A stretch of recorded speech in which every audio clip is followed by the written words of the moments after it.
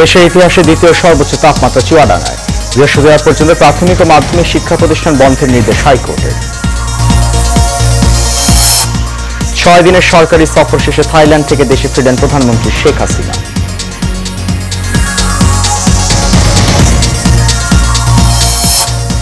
এবং অনুমোদন ছাড়া বিদেশি ওষুধ বিক্রি বন্ধ করতে হবে জানালো হাইকোর্ট। সঠিক মূল্য নির্ধারণে সংশ্লিষ্টদের নির্দেশ।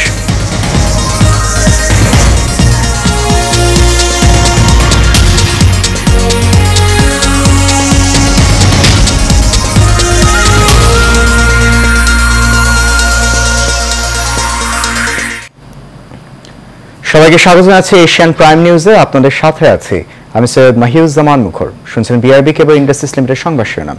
যাচ্ছি পুরো খবরে। সব রেকর্ড ভেঙে মৌসুমের সর্বোচ্চ তাপমাত্রায় পুড়ছে চুয়াডাঙ্গা।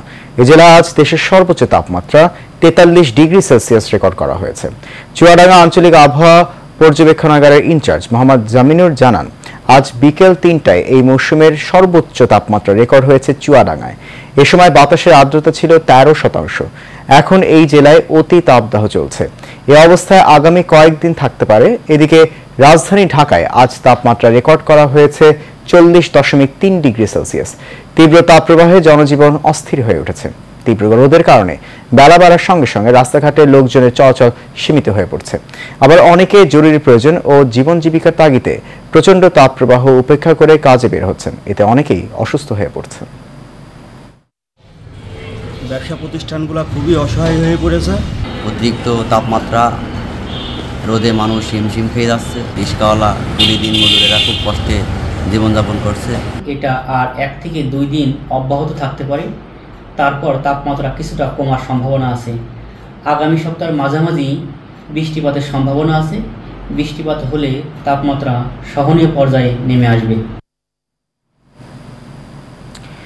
এদিকে দেশে চলমান দাবদাহের কারণে প্রাথমিক মাধ্যমিক স্কুল ও মাদ্রাসার ক্লাস আগামী বৃহস্পতিবার পর্যন্ত বন্ধ রাখার নির্দেশ দিয়েছেন হাইকোর্ট। আজ বিচারপতি KM কামরুল কাদের ও বিচারপতি খিজির হায়াতের হাইকোর্ট বেঞ্চ স্বপ্রণোদিত হয়ে এই আদেশ দেন। অন্যদিকে দেশে চলমান দাবদাহের মাঝে 5 জেলা বাদে সব জেলায় শিক্ষা প্রতিষ্ঠান খোলা ছিল। আজ শিক্ষা মন্ত্রণালয় এমন সিদ্ধান্তে মিশ্র প্রতিক্রিয়া দেখা দিয়েছে অভিভাবকদের মধ্যে। বিস্তারিত জানাচ্ছেন HM মিতু। প্রচণ্ড তাপপ্রবাহের কারণে ঢাকা, চুয়াডাঙ্গা, যশোর, খুলনা ও রাজশাহী জেলার সব মাধ্যমিক স্কুল, কলেজ, মাদ্রাসা ও কারিগরি শিক্ষা প্রতিষ্ঠান বন্ধ ঘোষণা করেছে সরকার। তবে সারা দেশেই খোলা রয়েছে প্রাথমিক বিদ্যালয়। বিদ্যালয় ঘুরে দেখা যায় অনেকটাই গরমে নাজেহাল শিক্ষার্থীরা। জানায় সামনে পরীক্ষা থাকায় ক্লাস করছে তারা। গরমে অনেক খারাপ লাগতেছে, কষ্ট হইতেছে, তাও স্কুলে আসতে হইতেছে। সামনে পরীক্ষা তার জন্য আমরা আসছি। ক্লাসে এসি নাই, তাই আমাদের খুব গরম লাগে। গরমে আমাদের অনেক কষ্ট লাগে, আমরা বারবার ঘেমে যাচ্ছি। পানির ভালো কোনো সুযোগ সুবিধা নেই। পরিস্থিতির পরিবর্তন না হলেও প্রাথমিক বিদ্যালয় খোলা থাকায় উদ্বেগ অভিভাবকরা। বলছেন আরো কয়েকদিন বন্ধ রাখা উচিত ছিল শিক্ষা প্রতিষ্ঠান। যেহেতু তো গরম শেষ হয় না, আরো কিছুদিন স্কুল বন্ধ থাকলে ভালো হতো, কারণ এখন অনেক গরম। আর 10 দিন বন্ধ থাকলে বাচ্চারা ভালো থাকতো। রাস্তার রোদ, আবার অনেকের পানির কারণে পাতলা পায়খানা হয়, অনেক টেনশন লাগে, জ্বর হয়। অনেক গরম, এই কারণে পোলাপান আসতে পারে না। সামনে পরীক্ষা, এই কারণে আমরা নিয়ে আসি স্কুলে। এদিকে প্রচন্ড গরমের এই বেহাল অবস্থায় শিশুদের ঘন ঘন পানি পান করা সহ রোদে না যাওয়ার পরামর্শ শিক্ষকদের। এবং বাচ্চাদেরকে বলছি ওরা যাতে পর্যাপ্ত পানি নিয়ে আসে, এবং স্কুলে আমাদের পানি আছে বা আমাদের ফিল্টার আছে, ওখান থেকে পানি দিচ্ছি যাতে বাচ্চাদের অসুস্থ না হয়। আর যে ন্যূনতম অসুস্থ হলে আমরা তাদেরকে ট্রিটমেন্টের ব্যবস্থা রাখছি। পর্যাপ্ত পানি রাখছি এবং 12:30টার মধ্যে টোটাল স্কুলটা আমরা খালি করে দিব যাতে গরমে ওদের সমস্যা না হয়।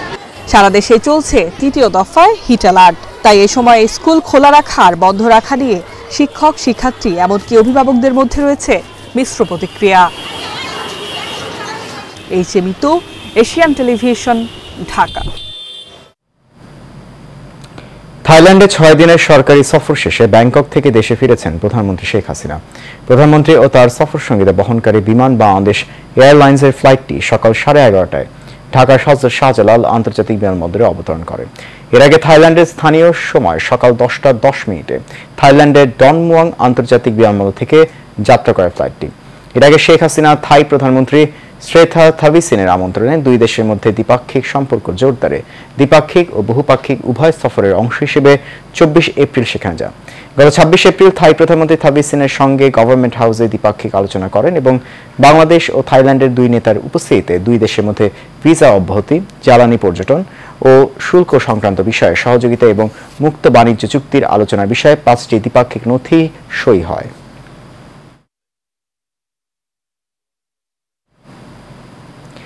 প্রতিদ্বন্দ্বিতাহীন ভোটার ছাড়া ভোট চুন ছাড়া পান খাওয়ার মতো বলে মন্তব্য করেছেন নির্বাচন কমিশনার রাশেদা সুলতানা। এ সময় তিনি প্রার্থীদের আচরণবিধি মেনে ভোটারদের ভোট কেন্দ্রে আনার পরিবেশ সৃষ্টি করার আহ্বান জানান। সকালে ঠাকুরগাঁও জেলা প্রশাসকের সম্মেলন কক্ষে উপজেলা পরিষদ নির্বাচনে প্রতিদ্বন্দ্বী প্রার্থীদের সঙ্গে মতবিনিময় সভায় সব কথা বলেন তিনি। নির্বাচন কমিশনার রাশেদা সুলতানা অবাধ, সুষ্ঠু, নিরপেক্ষ নির্বাচন উপহার দিতে আইন শৃঙ্খলা বাহিনীর সকল সদস্যদের প্রার্থীদের সমান চোখে দেখার নির্দেশনা দেন। সেই সঙ্গে সংবাদ মাধ্যমকে বস্তুনিষ্ঠ সংবাদ পরিবেশনের আহ্বান জানান। সভায় জেলা প্রশাসক মাহবুবুর রহমান সহ প্রশাসনের বিভিন্ন দপ্তরের প্রধানগণ উপস্থিত ছিলেন। ভোটারবিহীন ভোট বা প্রার্থীবিহীন ভোট বা নির্বাচনে প্রতিদ্বন্দ্বিতাবিহীন ভোট, এটা যে অনেকটা চুন ছাড়া পানের মতো। এই জন্য আপনাদের উপস্থিতিটাও, আপনাদের এখানে সরব প্রতিদ্বন্দ্বিতা যেরকম দরকার, ঠিক ভোটারদের উপস্থিতি, ভোটারদের আনা, তাদের ভোটাধিকারটা প্রয়োগ করার পরিবেশ দেওয়া, এটাও কিন্তু অত্যন্ত জরুরি এবং এটা আপনাদের সবার সহযোগিতা ছাড়া কিন্তু নির্বাচন কমিশন একা পারবে না। খেয়াল খুশি মতো ওষুধের দাম বাড়ানো বন্ধে স্বাস্থ্য সচিব ও ওষুধ প্রশাসনকে নির্দেশ দিয়েছে হাইকোর্ট। বিচারপতি মোস্তফাজ্জামান ইসলামের নেতৃত্বাধীন হাইকোর্ট বেঞ্চ নির্দেশ দেন। ওষুধ কোম্পানিগুলোর বিরুদ্ধে ব্যবস্থা নিয়ে আগামী 30 দিনের মধ্যে জানাতে বলা হয়েছে স্বাস্থ্য অধিদপ্তরের মহাপরিচালককে। অনুমোদন ছাড়া বিদেশি ওষুধ বিক্রি বন্ধের নির্দেশ দিয়েছে হাইকোর্ট। এছাড়া দেশের ফার্মাসিউটিক্যালস কোম্পানিগুলোর বেআইনিভাবে ওষুধের মূল্য নির্ধারণ বন্ধে ব্যবস্থা না নেওয়া কেন অবৈধ নয়, এ বিষয়টি রুল জারি করেছে হাইকোর্ট।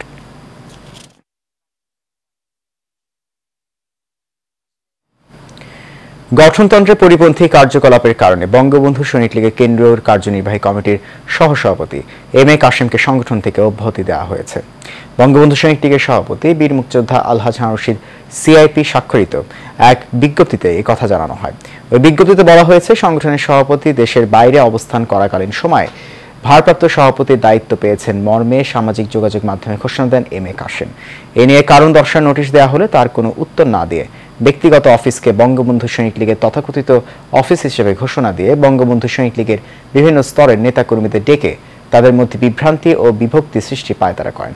সদ্য অব্যাহতি দেওয়া সহ সভাপতি এম এ কাশেমের বিরুদ্ধে আরও অভিযোগ রয়েছে। তিনি কক্সবাজারে গিয়ে স্থানীয় একটি হোটেলে নিজ অনুসারীদের নিয়ে সংগঠনের সভাপতির অনুমোদিত কমিটির বিরুদ্ধে সংবাদ সম্মেলন করেছেন।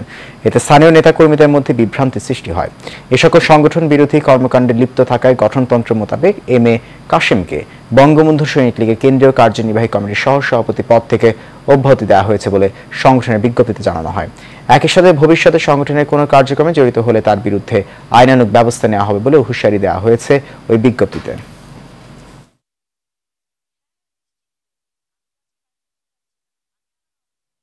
আর এরপর যা থাকছে সারা বাংলা প্রসঙ্গ।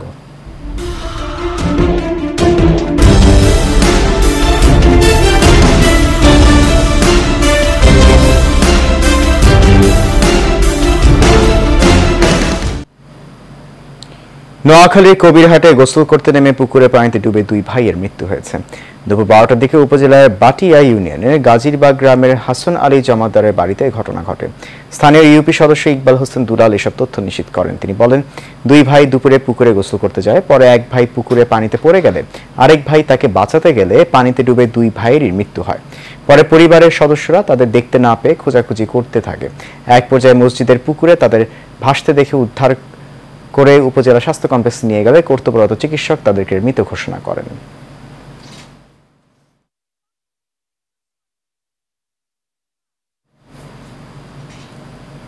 সিরাজগঞ্জের উল্লাপাড়ায় ঝুলন্ত অবস্থায় গৃহবধূর মরদেহ উদ্ধার করেছে পুলিশ।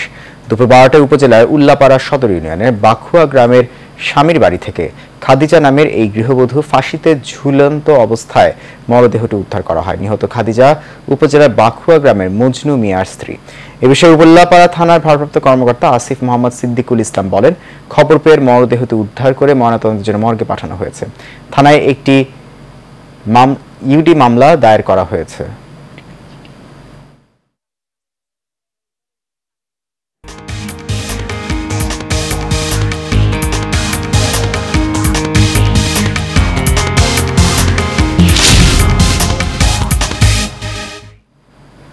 এবার আন্তর্জাতিক প্রসঙ্গ। আমেরিকার বিশ্ববিদ্যালয়গুলোতে ইসরায়েল বিরোধী বিক্ষোভ দাবানলের মতো ছড়িয়ে পড়েছে। বিক্ষোভের লাগাম টানতে মার্কিন পুলিশ এখন পর্যন্ত 700 জনেরও বেশি শিক্ষার্থীকে গ্রেফতার করেছে।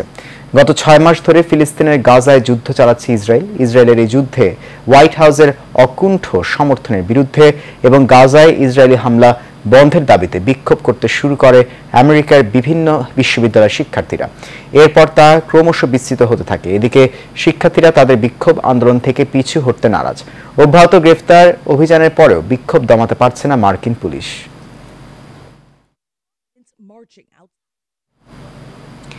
এদিকে ফিলিস্তিনের অবরুদ্ধ গাজা ভূখণ্ডের রাফাতে ইসরায়েলের বিমান হামলায় 13 জন ফিলিস্তিনি নিহত হয়েছেন। রাফাতে ইসরায়েলি হামলায় নিহত ফিলিস্তিনের সংখ্যা আরও বেশি বলে জানিয়েছে ফিলিস্তিনের সরকারি বার্তা সংস্থা ওয়াফা। প্রতিবেদনে বলা হয়েছে, গাজার দক্ষিণাঞ্চলের রাফা শহরের 3টি বাড়িতে ইসরায়েলি বিমান হামলায় 13 জন নিহত এবং আরও অনেকে আহত হয়েছেন। ফিলিস্তিনের গাজা ভূখণ্ডের স্বাস্থ্য মন্ত্রণালয় জানিয়েছে, গাজায় ইসরায়েলের আক্রমণের ফলে এখন পর্যন্ত 34,000-এরও বেশি মানুষ নিহত হয়েছেন। And here are women and children. এই পর্যায়ে থাকছে বাণিজ্য সংবাদ।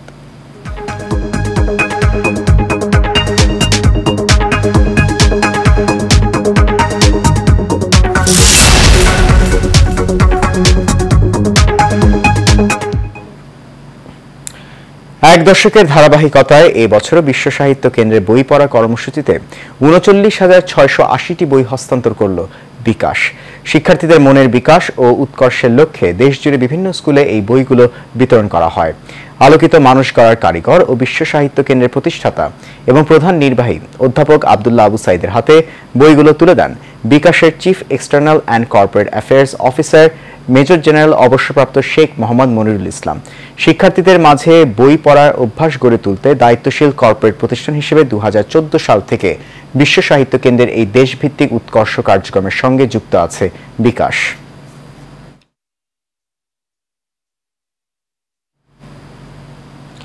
দেশের অন্যতম এলপি গ্যাস অপারেটর ওমেরা এর উদ্যোগে স্বাস্থ্য ও নিরাপত্তার উপর ক্লিন ফুয়েল হিসেবে এলপিজির প্রভাব শীর্ষক গোলটেবিল আলোচনা অনুষ্ঠিত হয়েছে। বিইআরসি চেয়ারম্যান নুরুল আমিন গোলটেবিল বৈঠকে সভাপতিত্ব করেন। বৈঠকটি সঞ্চালনা করেন ওমেরা এলপিজির প্রধান নির্বাহী কর্মকর্তা তানজিম চৌধুরী। অনুষ্ঠানে বাংলাদেশের এলপিজি সেক্টরে ক্রস ফিলিং, এলপিজি ব্যবহারের সম্পর্কে অপর্যাপ্ত সচেতনতা, মিডিয়া যোগাযোগে ভুল তথ্য এবং এলপিজি সিস্টেমের অনুপযুক্ত নকশা ও ইনস্টলেশনের মতো কারণগুলোকে এই খাতের প্রতিবন্ধকতা হিসেবে চিহ্নিত করা হয়েছে।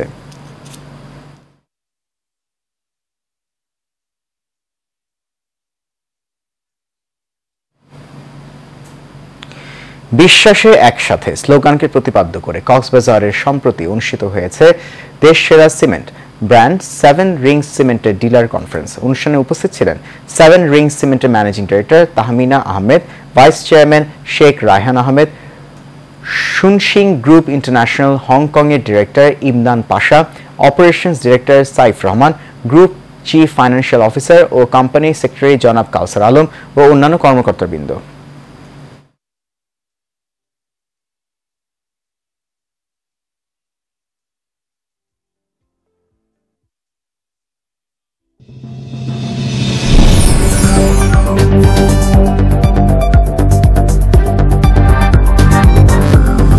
এবার এইচএম স্টিল চট্টগ্রাম সংবাদ। চট্টগ্রাম এভারকেয়ার হাসপাতালে পল্লী চিকিৎসকদের সাথে শিশু হৃদরোগ বিষয়ক সচেতনতামূলক এক কর্মশালা অনুষ্ঠিত হয়েছে। সকালে হাসপাতালের অডিটোরিয়ামে আয়োজিত অনুষ্ঠানে উপজেলা পর্যায়ের শিশুদের হৃদরোগের কারণ ও প্রতিকার সহ করণীয় বিভিন্ন বিষয় তুলে ধরেন পেডিয়াট্রিক কার্ডিওলজি বিভাগের প্রতিষ্ঠাতা সিনিয়র কনসালটেন্ট ও কোঅর্ডিনেটর ডাক্তার তাহেরা নাজরিন। এ সময় উপস্থিত ছিলেন হাসপাতালের chief operating officer Samir Singh সহ বিভিন্ন উপজেলা থেকে প্রায় 25 জন পল্লী চিকিৎসক ও হাসপাতালের কর্মকর্তাবৃন্দ।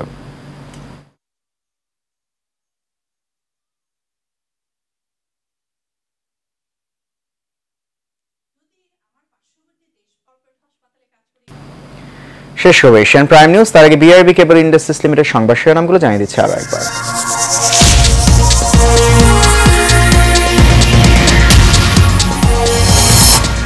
দেশের ইতিহাসে দ্বিতীয় সর্বোচ্চ তাপমাত্রা চুয়াডাঙ্গায়। বৃহস্পতিবার পর্যন্ত প্রাথমিক ও মাধ্যমিক শিক্ষা প্রতিষ্ঠান বন্ধের নির্দেশ হাইকোর্টের। 6 দিনের সরকারি সফর শেষে থাইল্যান্ড থেকে দেশে ফিরলেন প্রধানমন্ত্রী Sheikh Hasina.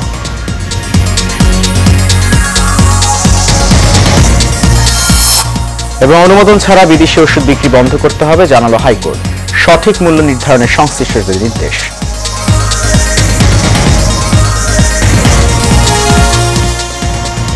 Asian prime news এই পর্যন্তই। আমাদের পরবর্তী আয়োজন দেখার আমন্ত্রণ রইল। এতক্ষণ সঙ্গে থাকার জন্য অনেক ধন্যবাদ সবাইকে। শুভরাত্রি।